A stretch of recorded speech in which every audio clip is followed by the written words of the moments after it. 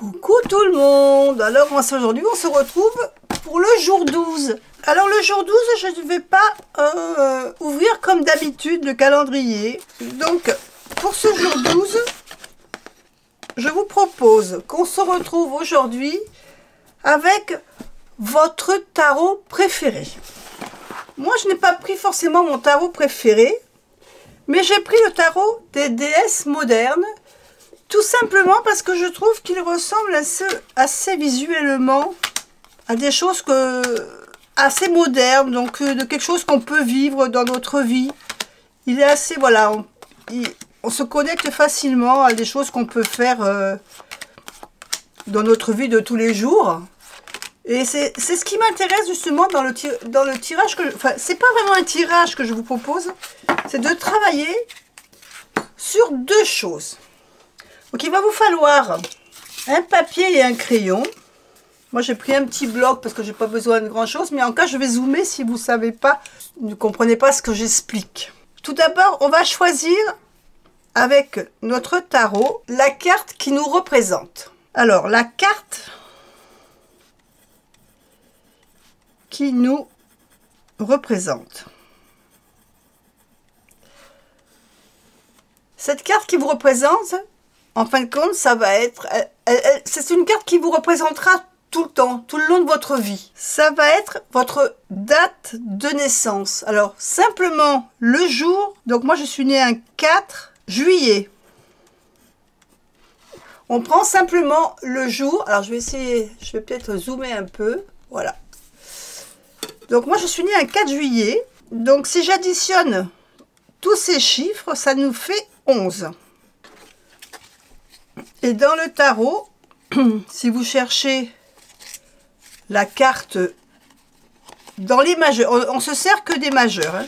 Dans le Rider-Waite, pour moi, ça sera la justice. Si vous travaillez avec le tarot de Marseille, vous aurez, vous, la carte de la force à la place de la justice. Moi, comme je travaille avec le Rider, j'ai la justice. Donc, posez-vous la question. Donc, je marque le 11. Pour moi, c'est la justice. Et est-ce que cette carte vous correspond? Est-ce que vous vous retrouvez dans cette carte? Moi, je dirais que oui, parce que je suis quelqu'un qui n'aime pas l'injustice. Je suis quelqu'un qui aime la franchise, qui aime les choses. Je suis assez directe personnellement aussi, donc j'aime pas tout ce qui est hypocrisie, voilà. Et donc, je dirais que cette justice me correspond bien.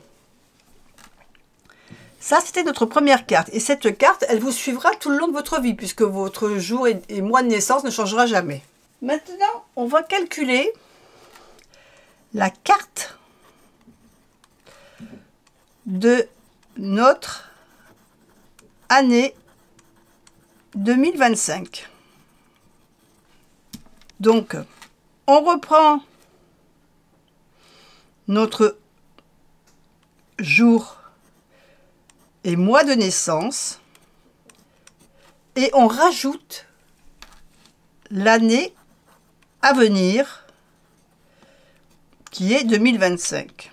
Donc on ajoute 0 plus 4 plus 0 plus 7 plus 2 plus 0 plus 2 plus 5. Donc là, moi ici j'avais donc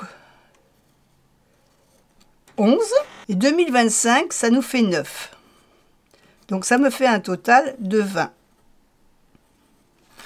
Et la carte qui me représentera en 2025, c'est la carte 20, c'est la carte du jugement. Donc pour connaître exactement ce que vous apportera cette année 2025, ben vous pouvez prendre, soit vous vous reportez au petit livre de votre tarot. Moi, je vais chercher, par exemple, le 21. Le jugement. Et je vais lire ce que l'on me dit pour le jugement, pour savoir ce qui m'attend en 2025. Comment sera mon énergie en 2025. Donc là, je pense qu'avec le jugement, c'est plutôt une carte où on va m'annoncer que je vais peut-être faire un peu le bilan un peu de ma vie. Donc ça représente la carte de notre énergie pour 2025. Maintenant, on va calculer en numérologie notre année personnelle ou dans quel cycle de vie on est actuellement. Donc c'est maintenant et pour l'année 2025 également. Donc vous reprenez le total que vous avez trouvé pour votre carte de l'année et vous la réduisez entre 1 et 9, puisqu'on parle ici de numérologie. Donc moi j'avais 20, je serai en année 2. Et maintenant je vais vous donner dans les grandes lignes, je ne vais pas rentrer dans les détails au niveau de la numérologie, mais je vais vous donner les grandes lignes pour chaque chiffre. Donc si votre résultat, vous, ici, est le 1, ça sera une année où ça sera un début de cycle. Vous allez peut-être avoir un nouveau départ. Ça peut être un nouveau départ dans votre vie personnelle, ou un nouveau départ dans votre vie professionnelle. Mais il y a quelque chose de nouveau qui s'annonce pour vous. C'est une année de renouveau, de commencement. Si vous avez le chiffre 2 comme moi, c'est une année qui va favoriser nos relations avec les autres. On va se rapprocher un peu plus d'autres personnes. Peut-être que jusqu'à maintenant, on était peut-être un peu plus renfermés. On était un peu. Si vous êtes un peu comme moi je suis toujours un petit peu dans la période de l'ermite. Moi, je suis bien chez moi. J'aime bien voir les gens, mais bon, à petite dose, voilà. Je ne suis pas quelqu'un qui va être constamment entouré de beaucoup de monde. C'est pas vraiment mon truc. Là, apparemment, on me dit que peut-être je vais changer ma façon de voir les choses. Et peut-être que justement, peut-être que cette année, je vais avoir besoin d'avoir des relations un peu plus rapprochées avec d'autres personnes pour pouvoir faire évoluer peut-être mon nouveau projet. Si vous avez le numéro 3, vous êtes empreint de liberté, vous avez envie de changement, de vous ouvrir sur autre chose, vers choisir une autre branche peut-être dans votre travail, ou vous avez envie de liberté, de changement, d'ouverture vers les autres.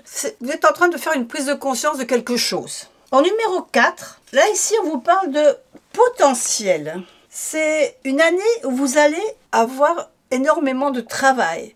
Il va falloir que vous fournissiez des efforts, le numéro 4, pour concrétiser ce projet que vous avez commencé à réfléchir il y a quelques années en arrière. Donc il va falloir qu'on vous demande ici d'être patient et de bosser. Il va falloir bosser pour ceux qui sont en année 4. En année 5, vous allez faire plutôt cette année un bilan des années passées. De ces 4 années que vous venez de passer, vous allez en tirer des conclusions, en tirer des leçons, peut-être pour éviter de refaire les mêmes erreurs cette année que les années précédentes. Année 6, vous vous mettez plutôt en quête, vous, de paix, d'harmonie. Vous vous rendez compte que tous les excès que vous avez fait les années précédentes, ils vous ont fait prendre conscience de ce qui est important pour vous.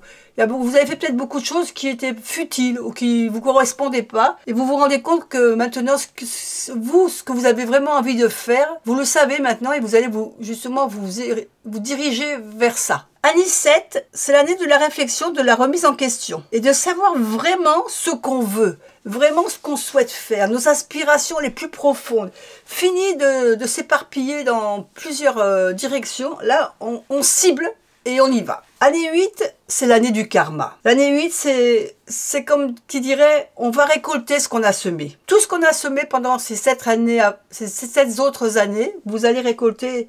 Alors, si vous avez bien œuvré, vous allez récolter des bonnes choses. Ça sera bon pour vous, vous serez dans l'abondance. Mais attention, l'abondance, de bien la gérer. Maintenant, si c'est pas le cas, si vous n'avez pas géré comme il faut, eh bien, vous allez faire face à des difficultés, des épreuves qu'il faudra surmonter. Mais bon, rassurez-vous, c'est des épreuves, c'est des problématiques, mais vous arriverez à résoudre les problèmes.